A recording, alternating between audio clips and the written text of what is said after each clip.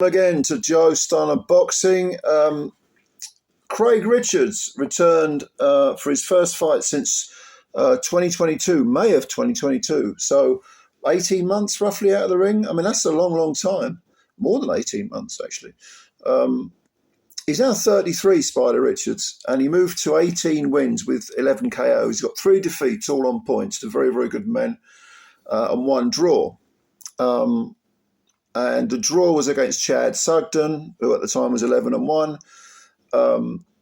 He lost to Dimitri Bivol in a world title fight. No shame in that. Unanimous decision, and gave Bivol plenty to think about. And then back in May of 2022, he lost a very competitive fight to Joshua Buatsi. So this was his little comeback fight. He's now at light heavyweight, having campaigned at super middle for quite a fair bit. And he's had some good wins. Remember he knocked out Jake Ball in 3 rounds. Ball was being groomed as a matchroom star. It didn't happen. And Boris Crichton, the comeback opponent, was absolutely ideal as a rust shedder for Craig Richards, because Boris Crichton is a very good domestic level fighter who has fought in very good company.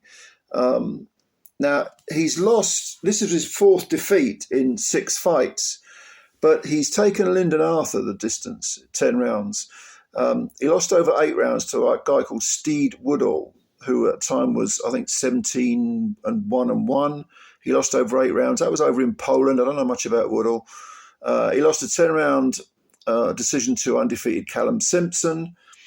But he has got, wins over some undefeated fighters. Like Wilmer Barron was undefeated, and Crichton outpointed him over 6. He stopped a guy called Matt McCallum, who was undefeated in 6. He knocked him out in 9 rounds.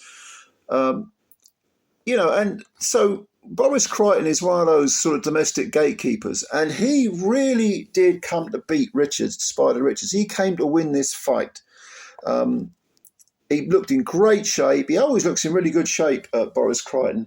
And if Richards thought he was just going to have a little sort of sparring session, a little workout, he was mistaken. Now, he started very well with the jab, Richards. He's got a great jab. He hangs his left hand low. Both these guys, by the way, are orthodox fighters. Richards hangs his jab low, fires it from out of the periphery of your vision, and he lands a very stiff, accurate jab, which inevitably softens the opponent up. But Crichton, buying into the old adage that you jab with a jab, you never hook with a hooker, he was using his jab very well. Now, it wasn't landing as much. It wasn't as accurate, but it gave Richards plenty to think about. And for the first few rounds, this really was a battle of the jabs for the most part. Crichton was throwing an overhand right, and also his left hook was, he would fire the left hook from quite a far off range, same with the overhand right. And Richards wasn't perturbed by any of it. He could see it coming. A couple of them later on in the fight did land the overhand right and the left hook. But again, Richards got a good chin. He was able to, ride out the storm, no problem. But there's no doubt about it. Crichton was coming forward and looking to put it on Richards. And Richards was controlling most of the rounds. I mean, I did give a couple of rounds to Crichton. I think a couple of them were swing rounds. But there's no doubt about it. Richards was made to work for every round that he won.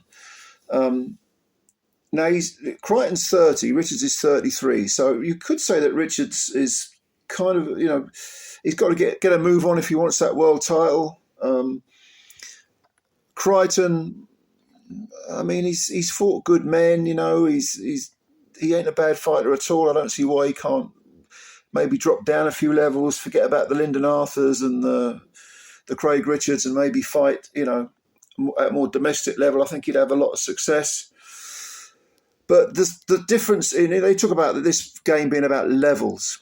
The difference in levels suddenly became evident in round 7, because Richards suddenly decided, okay, I've had a little workout, and now I'm going to go. Now I really am going to go to work. And he started chopping to Crichton's body, which clearly, instantly, you knew that was the key. Because while they were slinging overhand rights and jabs and so on, it was, relatively competitive. But the moment Richards started to put real concerted pressure on Crichton, chopping to the body with both hands and then switching it up to the head, Crichton pretty much unravelled in the 7th round, and it was a case of, it was glaringly obvious. You've got a guy who, at the very least, is fringe world class in Richards, and you've got a guy who's a good domestic operator. You know, when you put it skill for skill, technique for technique, there is no comparison.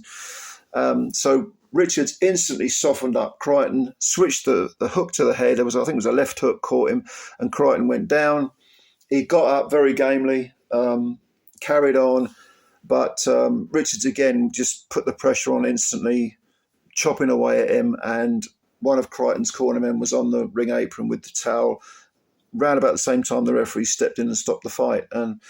But Boris Crichton's got nothing to be ashamed of. He came to win this fight. He just wasn't good enough. It's as simple as that.